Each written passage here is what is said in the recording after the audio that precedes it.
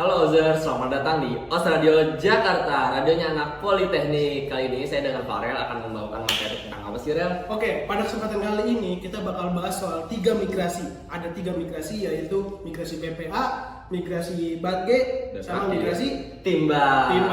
Kalian penasaran? Check this out. Apa itu migrasi BPA? BPA adalah bahan kimia yang digunakan dalam pembuatan plastik polikarbonat dan resin epoksi. BPA ini terjadi dalam kemasan air galon isi ulang. Migrasi pada kemasan air galon bisa terjadi dikarenakan penggunaan kemasan air galon yang digunakan secara berulang-ulang. Nah, itu mengakibatkan beberapa zat kimia pada air galon itu bisa mencemari kemasan air minumannya. Bahaya BPA ini sendiri bisa mengakibatkan gangguan hormon endokrin, gangguan kesuburan pria, diabetes 2, dan lebih parahnya lagi bisa mengakibatkan kanker. Solusinya, kalian bisa menggunakan galon BPA free yang terdapat pada kode galon, yaitu kode dengan kode plastik nomor 1. BATG merupakan senyawa kimia yang digunakan oleh sebagian industri sebagai bahan pembuat dari epoksi resin. Epoksi resin merupakan resin sintetis, salah satunya adalah laminasi. Bagaimana migrasi BATG bisa terjadi? Karena interaksi BATG dengan makanan, perubahan suhu, serta waktu lama kontaknya. Lalu, bahaya dari batik itu sendiri yaitu dapat menghambat perkembangan otak dan janin, gangguan pada reproduksi manusia, dan dapat mengakibatkan kanker. Lalu, apa sih solusi dari batik itu? Yaitu mengurangi konsumsi olahan kaleng, pilihlah makanan yang fresh, lalu pilihlah produk dan kemasan yang bebas batik.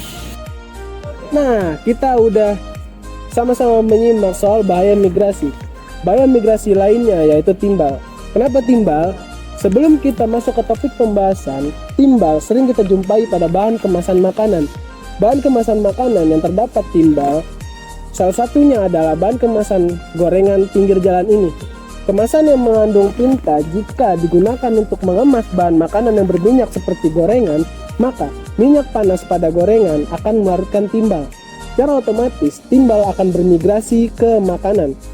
Dan makanan tersebut atau makanan yang sudah terpapar timbal akan dikonsumsi oleh manusia atau konsumen. Bahaya pada paparan timbal itu tidak baik untuk kesehatan.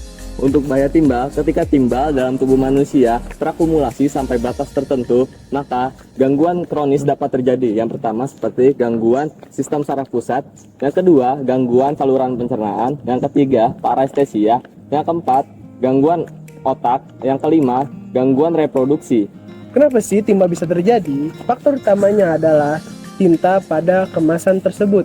Yang kedua yaitu adalah minyak dengan suhu yang tinggi. Untuk solusinya, yang pertama menggunakan tinta cetak yang aman untuk makanan. Dan yang kedua, sebisa mungkin hindari tinta cetak pada kemasan yang bersentuhan langsung dengan makanan. Berarti selain kemasan gorengan ada lagi nggak sih? Nah, selain daripada kemasan gorengan pinggir jalan ini, kemasan-kemasan yang mengandung timbal yaitu kemasan-kemasan pada jajanan-jajanan pinggir jalan lainnya. Kayak contohnya fried chicken, cireng, cimol, dan lain-lain.